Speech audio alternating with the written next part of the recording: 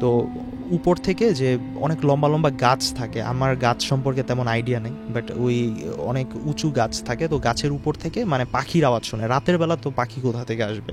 আবার পাখিও এমন পাখি যে টিয়া পাখি বা হচ্ছে ময়না পাখি এরকম সাউন্ড শুনতে থাকে। ও আমার নানু শাশুড়ি বলতেছে যে আমি উপরে একজনকে দেখতেছি। এখন আমার নানু বলতেছে কাকে দেখতেছেন? বলতেছে যে আমি দেখতেছি যে সাদা কাপড় পরা কেউ একজন ওখানে দাঁড়িয়ে আছে। উপরে চলে যাওয়ার পর উনি হচ্ছে ওই বটগাছ থেকে হচ্ছে একদম কবরস্থান পর্যন্ত উনি হাঁটাহাঁটি করতে থাকে, দেখে যে কোথাও কেউ নাই। তো উনি স্বাভাবিকভাবে ঘুরে টুরে দেন উনি যখন ব্যাক করলো, আমার নানুর শাশুড়ির কাছে যখন আসতে গেল, তখন নিচে তাকিয়ে দেখে আমার শাশুড়ি ওই জায়গায় নাই।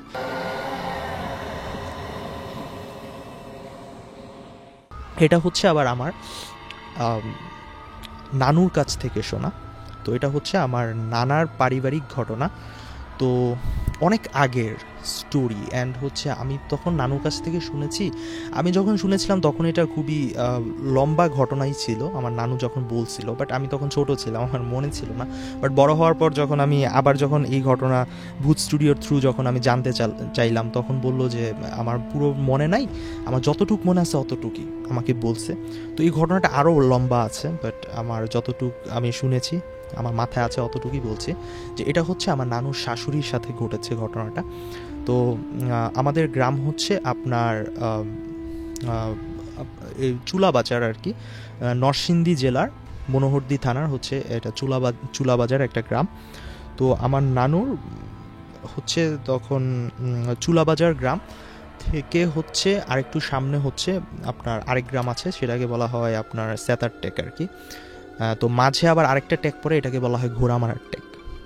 তো যাই হোক, আমার নানুর শাশুড়ি হচ্ছে একটা তাদের আত্মীয়ের একটা বিয়ে আর কি।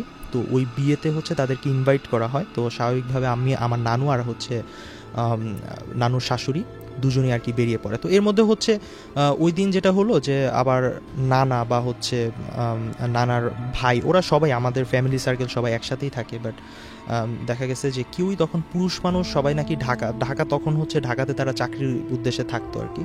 তো আমার নানার বাবা যিনি শ্বশুর আর কি আমার নানু, তো উনিও ওই দিন ছিল না। মানে মেন কথা হচ্ছে তারা এই পুরো যাত্রাপথটা হচ্ছে তারা আমার নানু আর হচ্ছে আমার নানুর শাশুড়ি দুজনই হচ্ছে বেরিয়ে পড়ে।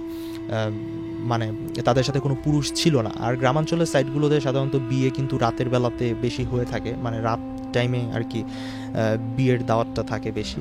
তো রাতের দিকে তারা বেরিয়ে পড়ে। তো ওই টাইমে এখনকার মতোই এখনও ওই রকমই আছে, মানে এমন না যে গ্রাম এখন অনেক উন্নত হয়ে গেছে, ওই আগের মতোই আছে। তো দেন হচ্ছে তারা হচ্ছে এর মধ্যে ঘোড়ামারার ট্যাগ যে জায়গাটা, তো এটাও আবার আপনার মনে করেন যে মানে এখানেও কিছু অ্যাবনর্মাল সিমটম ঘটে।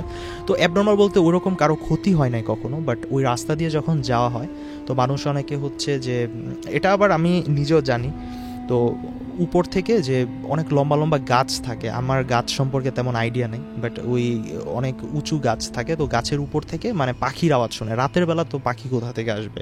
আবার পাখিও এমন পাখি যে টিয়া পাখি বা হচ্ছে ময়না পাখি এরকম সাউন্ড শুনতে থাকে। তো যাই হোক, তারা হচ্ছে ওই বিয়ের উদ্দেশ্যে তারা যায়, বেরিয়ে পড়ে। দেন হচ্ছে একদম স্যাটারটেক পর্যন্ত গেল, যাওয়ার পর বিয়ের ফাংশন অ্যাটেন্ড করলো, ওখানে খাওয়া দাওয়া করলো, সবই শেষ নর্মালভাবেই হলো। দেন হচ্ছে যখন ব্যাক করবে, তো ওই মোমেন্টে হচ্ছে আমার নানুর শাশুড়ির সাথে যে সিমটমটা ঘটে, যে উনি হঠাৎ করে আনকমফোর্ট ফিল করছে, অ্যান্ড উনি মানে তখন থেকে পুরো মানে অনুষ্ঠান জুড়ে তার কোনো প্রবলেম হচ্ছিল না, বাট তখন সে হচ্ছে মানে খুবই মানে তার ভাল লাগতেছিল না। মানে হঠাৎ সে মানে অসুস্থতাও নেই, তার মধ্যে কোনো জ্বর নাই, আমার নানু যেভাবে বললো কিছুই নাই, সে একদম সুস্থ। আর উনি খুবই ফিটফাট মানুষ, কখনো অসুস্থ হয়ও না ওই রকম। তো ওনার ওই টাইমে ভাল লাগতেছিল না। তো স্বাভাবিকভাবে তারা তাড়াতাড়ি বেরিয়ে পড়ে বিদায় টিদায় নিয়ে। তো তাদের সাথে একজন পুরুষ পাঠাতে চাইলো, বাট বললো না, দরকার নেই, আমরা দুজনেই চলে যাব। তো যখন তারা রওনা হবে, ঠিক ওই ঘোড়ামারার ট্যাকি যখন আবার আসার পর থেকে হচ্ছে আমার মানে নানুর শাশুড়ি হচ্ছে এই ঘটনাগুলো ফেস করতে থাকে। যে উনি এর মধ্যে একটা ঘটনা হচ্ছে, মানে আমাদের ঘোড়ামারার ট্যাগ থেকে হচ্ছে আপনার আমাদের গ্রামে উঠতে আর কি। তো এখানে হচ্ছে আপনার ঢালু একটা রাস্তা পড়ে, মাঝে হচ্ছে একটা ঢালু রাস্তা। তো এটা হচ্ছে বেয়ে আপনার উপরে উঠতে হয় আর কি, হেঁটে। তো এর মধ্যে হচ্ছে আমার নানু যখন ওই ঢালু রাস্তার একদম মুখ বরাবর আসলো, উপরে উঠবে, তো ওই মোমেন্টে হচ্ছে উপরের সীমানাটা হচ্ছে আবার হচ্ছে আপনার একটা গাছ আছে, বট গাছের মতো আর কি। তো ওই গাছের সাইড থেকে আবার কবরস্থান, আমাদের পারিবারিক কবরস্থান শুরু। তো ও আমার নানু শাশুড়ি বলতেছে যে আমি উপরে একজনকে দেখতেছি। এখন আমার নানু বলতেছে কাকে দেখতেছেন? বলতেছে যে আমি দেখতেছি যে সাদা কাপড় পরা কেউ একজন ওখানে দাঁড়িয়ে আছে। তো এরকমভাবে আমার নানুকে বলতেছে যে আমি এরকম কিছু দেখতেছি। তা আমার নানু স্বাভাবিকভাবে ভাবতেছে যে মেবি উনি অসুস্থ ফিল করতেছে, এই জন্য উল্টো পাল্টো কিছু বলতেছে।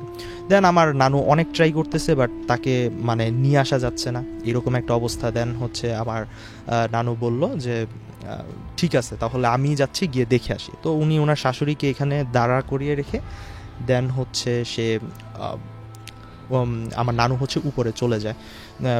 উপরে চলে যাওয়ার পর উনি হচ্ছে ওই বটগাছ থেকে হচ্ছে একদম কবরস্থান পর্যন্ত উনি হাঁটাহাঁটি করতে থাকে, দেখে যে কোথাও কেউ নাই। তো উনি স্বাভাবিকভাবে ঘুরে টুরে দেন উনি যখন ব্যাক করলো, আমার নানুর শাশুড়ির কাছে যখন আসতে গেল, তখন নিচে তাকিয়ে দেখে আমার শাশুড়ি ওই জায়গায় নাই, যেখানে ওনাকে রেখে আসলো ওখানে উনি নেই। তো দেন হচ্ছে ঘোড়ামারার টেকের এখান যদি বলি যে চারপাশে হচ্ছে আপনার ধান ক্ষেত, তো ওই মোমেন্টে মনে হয় ওরকম ধান উঠে নাই। সিজনটা কীরকম আপনারাই ধারণা করতে পারছেন, আমি জানি না। তো দেন হচ্ছে উনি ক্ষেতের আইল ধরে হচ্ছে উনি হাঁটাহাঁটি শুরু করে, এখান ওখান খুঁজতে থাকে, যেহেতু ওখান থেকে যেখান থেকে পাচ্ছিল না, তো আশেপাশে উনি এত রাতে কোথায় খুঁজবে। দেন আমাদের ওখানে একটা সীমানা আছে যেখান থেকে হচ্ছে আপনার সেচের জন্য পানি যেখান থেকে মানে বের হয় আর কি। তো ওই জায়গাটাতেই হচ্ছে আমার নানুর শাশুড়ি সেন্সলেস হয়ে পড়েছিল। দেন হচ্ছে আমার নানু তখন ওনাকে নিয়ে যায়, আশেপাশে গ্রাম থেকে মানুষকে ডেকে আনে, দেন ওনাকে নিয়ে যাওয়া পর এই ঘটনা ঠিক এক সপ্তাহ আমার নানুর শাশুড়ি খুবই অসুস্থ ছিল। অ্যান্ড দেন হচ্ছে এটাই হয়, নানুর শাশুড়ির কাছ থেকে কিছু জানা যায়নি। এটাই ছিল আমার থার্ড।